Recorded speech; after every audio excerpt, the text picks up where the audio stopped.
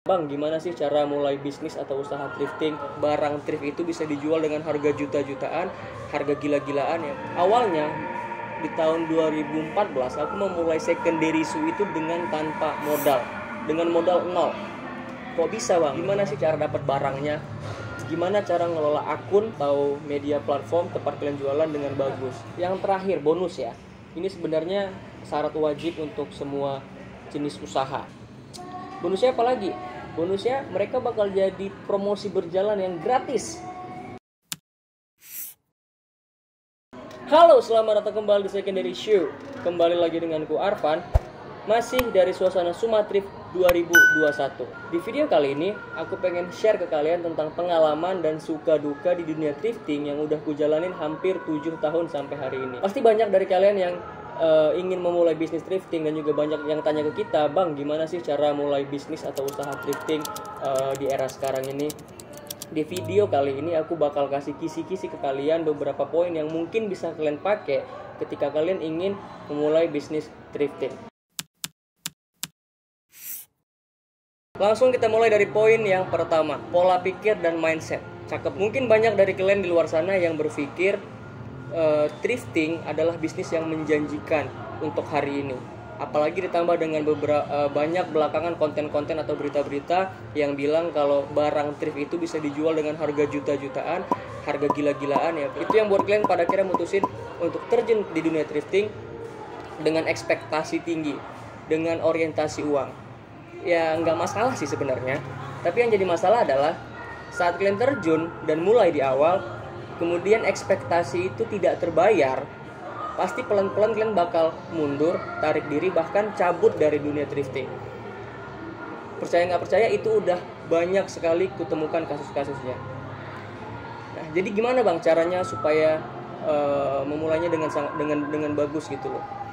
Kalian bisa ngerubah cara berpikir ya. Jadi jangan mulai dengan uang, dengan orientasi uang, cuan dan lain-lain di awal, tapi mulailah dengan niat untuk belajar atau mengeksplor hal-hal baru yang mungkin belum kalian tahu sebelumnya. Karena jauh sebelum thrifting jadi industri seperti hari ini, thrifting itu adalah kultur pada awalnya. Mungkin banyak di luar sana, teman-teman di luar sana atau bahkan aku yang dulu awalnya berawal dari hobi datang ke pasar, terus nyari-nyari barang tertentu dengan niat untuk dikoleksi atau bahkan untuk dipakai sendiri, lalu kemudian ternyata bisa dijual dan menghasilkan uang.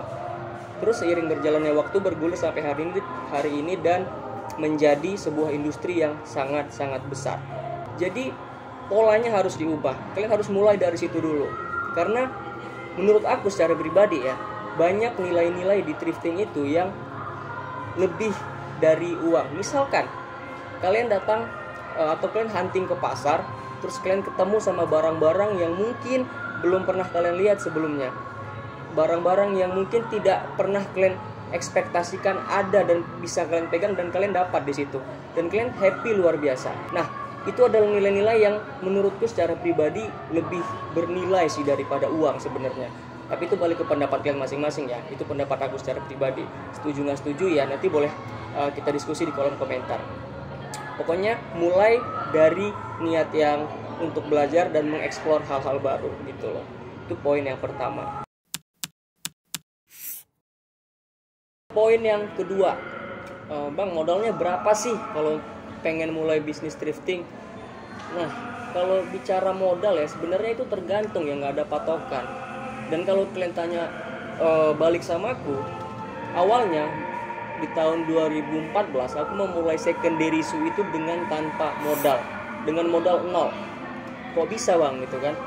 Ya awalnya aku sekedar moto-motoin barang teman-teman gitu loh, barang-barang yang mungkin memang nggak mereka pakai lagi, yang masih ada nilainya, aku foto-fotoin, aku posting, dan pada akhirnya laku, dan dari hasilnya baru aku belanja ke pasar, ku putar lagi hingga sampai hari ini aku bisa punya toko, aku bisa punya pegawai dan lain-lain. Pokoknya kayak gitulah. Jadi nggak ada patokan harus punya modal berapa, harus begini, harus begitu, nggak ada. Itu tergantung ke niat kalian masing-masing gitu loh. Nah, kalau kalian udah punya modal, malah lebih bagus. Kalian bisa lebih gampang untuk milih barang apa yang ingin kalian beli dan ingin kalian jual. di bisnis kalian nanti gitu. Jadi balik ke niat masing-masing, itu nggak ada patokan sama sekali.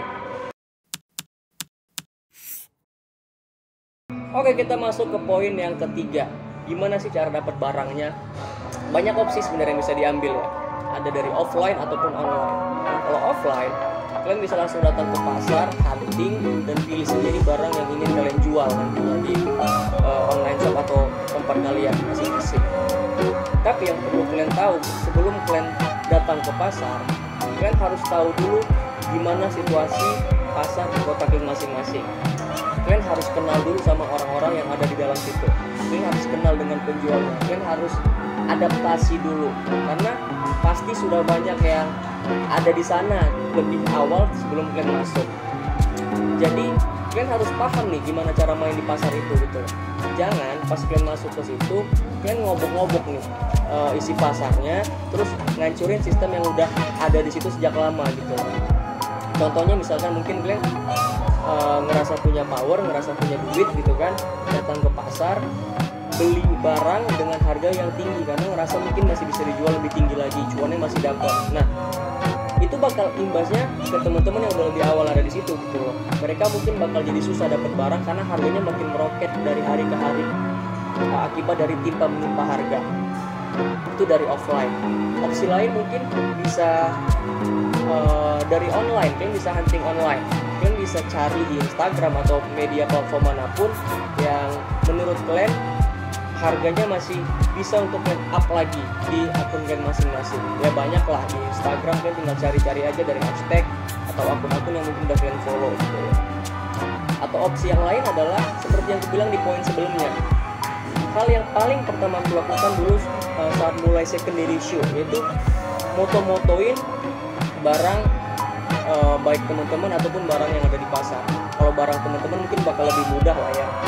Kalau barang di pasar, ya minimal kalian harus minta izin dulu ke pedagangnya. Boleh nggak untuk barangnya difoto dulu baru diposting, setelah laku baru dibeli. Karena memang ada beberapa pedagang yang nggak ngebolehin tuh barangnya difoto.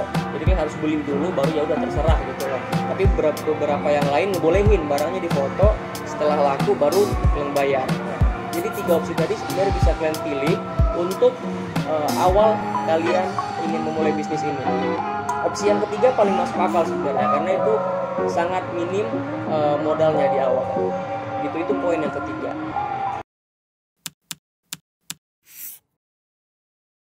Masuk ke poin keempat, target market atau target pasar. Setelah kalian punya barang, kalian tahu cara jualnya, kalian tahu gimana latar belakang dan menguasai barang tersebut, terus kalian harus jual barangnya kemana gitu loh, ke siapa. Nah itulah yang poin vital dari bisnis. Nah kalian harus dapat dulu nih target pasar yang tempat kalian ngejual barang gitu loh. Karena masing-masing dari kita, masing-masing dari online shop, masing-masing dari penjual itu pasti punya power mereka sendiri gitu loh. Misalkan si A jago jual ini, si B jago jual ini, si C jago jual ini. Mereka punya powernya masing-masing tanpa mengesampingkan barang-barang yang lain tapi ya. Jadi kalian harus cari dulu power kalian ada di mana. Contoh misalkan aku di secondary show, penjualan yang paling tinggi beberapa hari belakangan atau akhir-akhir ini, kami itu lagi banyak ngejual Vans dan Nike. Otomatis aku bakal banyak nge-restock Vans dan Nike tanpa mengesampingkan barang-barang yang lain. Barang-barang yang lain tetap di stok, tapi total Nike dan Vans akan dibanyakin ketika kami mau restock barang gitu loh. Nah itu yang harus kalian cari. Kalian fokusnya di mana gitu. Misalkan power kalian di Vans atau di Converse atau di brand apapun kalau untuk sepatu ya. Gitu juga dengan kain dan lain-lain. Hal yang paling mudah mungkin kalian bisa mulai dari yang paling kalian kuasain dulu. Apa yang paling kalian kuasain di barang dagangan kalian. Nah itulah yang bisa kalian jadikan makanan utama gitu loh, yang bisa kalian jadikan top sellernya di masing-masing akun jualan kalian. Atau mungkin kalian bisa ambil opsi jual barang yang satu produk gitu loh. Misalkan kalian jual Vans semua sampai bawah, jadi memang khusus jual Vans. Itu bakal lebih memudahkan kalian untuk nge-branding sebenarnya, bakal lebih memudahkan kalian untuk dicari oleh konsumen, bakal memudahkan kalian untuk promosi. Tapi minusnya kalian bakal sulit untuk dapat barang. Karena saat kalian datang ke pasar atau kalian hunting, kalian nggak bakal bisa terus-terusan dapat barang yang kalian mau. Karena setiap bongkaran atau setiap datang ke pasar, belum tentu kita dapat barang yang itu-itu aja gitu loh, brand yang itu-itu aja. Pasti banyak yang bisa kalian ambil di situ selain brand tersebut. Itu minusnya. Jadi banyak pilihan, tergantung ke kalian mau pilih konsep yang mana. Itu poin yang keempat. Nah, kita masuk ke poin terakhir. Salah satu poin yang paling penting sebenarnya. Gimana cara ngelola akun atau media platform tempat kalian jualan dengan bagus. Kenapa ini aku bilang paling penting? Karena kita basicnya online shop ya. Online shop, otomatis yang kita jual adalah foto, visual, bukan barangnya langsung. Jadi kita harus bisa menyajikan barang tersebut atau foto barang tersebut dengan sangat-sangat baik supaya dilirik oleh konsumen. Karena sebagus apapun barang yang kalian jual, ketika kalian tampilkan ngasal gitu loh, asal foto, asal cepret dan asal upload, nilainya bakal turun jauh dibanding kalian membuatnya dengan rapi gitu loh. Sementara kalau walaupun barang yang kalian jual receh, tapi kalau dibuat sedemikian rupa, dibuat visualnya bagus, nilainya akan naik dan mungkin bakal banyak yang tertarik untuk beli barang tersebut.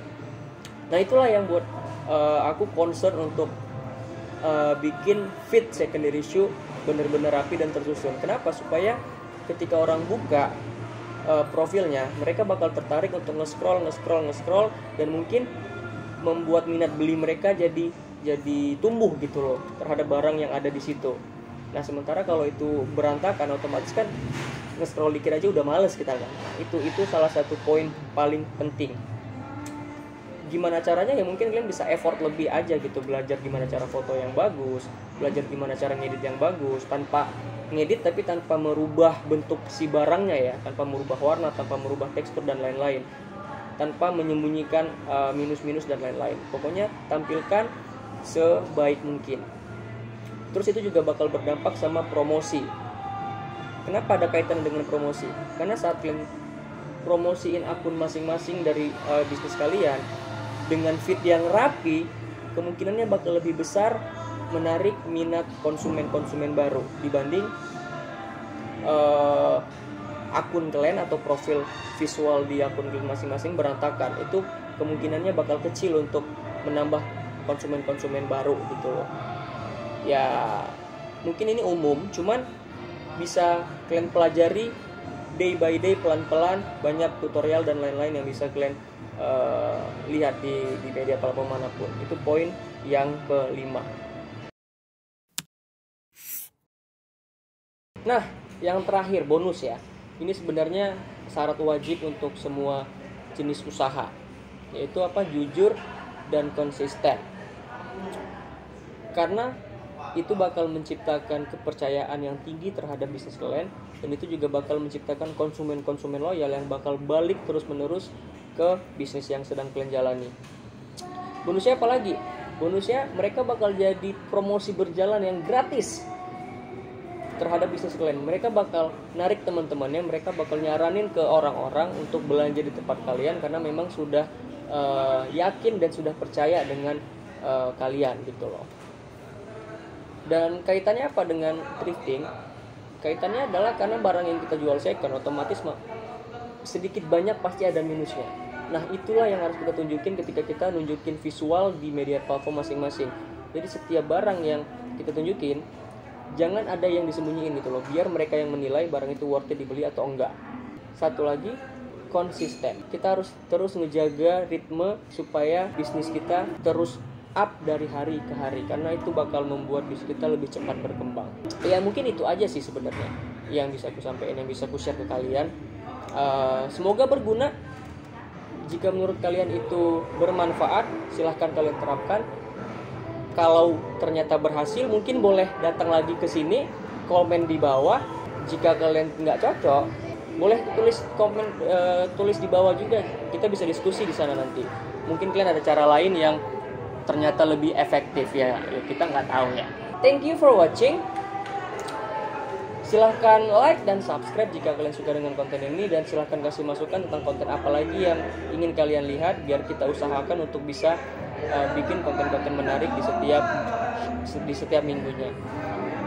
Kayaknya aku udah harus pamit nih karena beberapa teman udah pada buka booth semua dan ini udah mulai opening nih acaranya di hari ini.